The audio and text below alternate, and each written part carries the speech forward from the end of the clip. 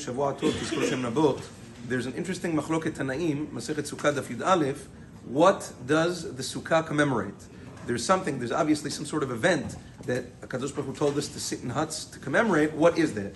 Rabbi Eliezer explains that it commemorates actual huts. That when we left Mitzrayim, HaKadosh Baruch Hu sat Am Yisrael in actual huts.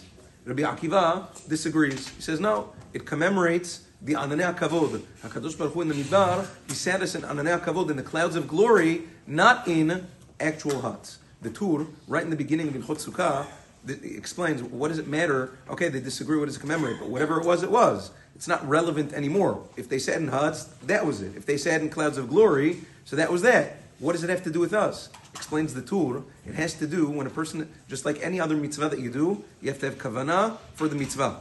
So when you sit in a sukkah, you have to have kavanah that it commemorates one of the two things. Huts or the clouds of glory. Which is it? Halacha is like Rabbi Akiva. Halacha always follows Rabbi Akiva against one other Tana who's arguing with him. And therefore, since according to Rabbi Akiva, the Ananei HaKavod is what HaKadosh Baruch Hu sat Am Yisrael in. When a person sits down in the sukkah, he has to think that I'm sitting in the sukkah to commemorate the Ananei HaKavod that HaKadosh Baruch Hu sat us in when we left Mitzrayim. And without that, if a person thinks zecher to the huts that Hashem sat us in, a person wouldn't be yotzei the chovah. So lecha techila, once again, you have to think that you're sitting in the sukkah, zecher to the clouds of glory that Hashem surrounded us when we left Mitzrayim. If a person sits in the sukkah stam just l'shem mitzvah, without any other specific havana, he is also yotzei yedei chovah, one fulfills his obligation. A person has to behave in the sukkah with utmost respect. It is a place where the Shekhinah rests, very much like Beit HaKnesset.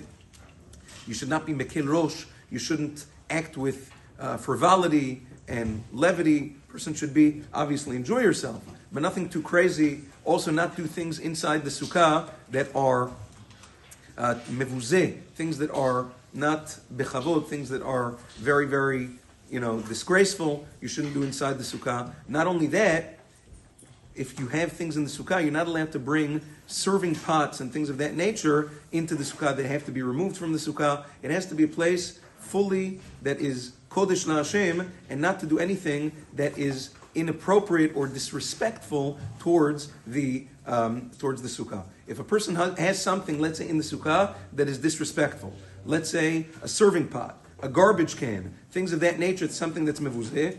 There's a machloket poskim. Some acharonim say that it makes the sukkah pasul midrabanan while it's still in there. You have to be very careful to remove all those things from the sukkah. Also, I thought about this week, for a lot of people who make their sukkot on their porch. Many times people have grills on their porch. Yes, I have one on my porch also, a barbecue grill.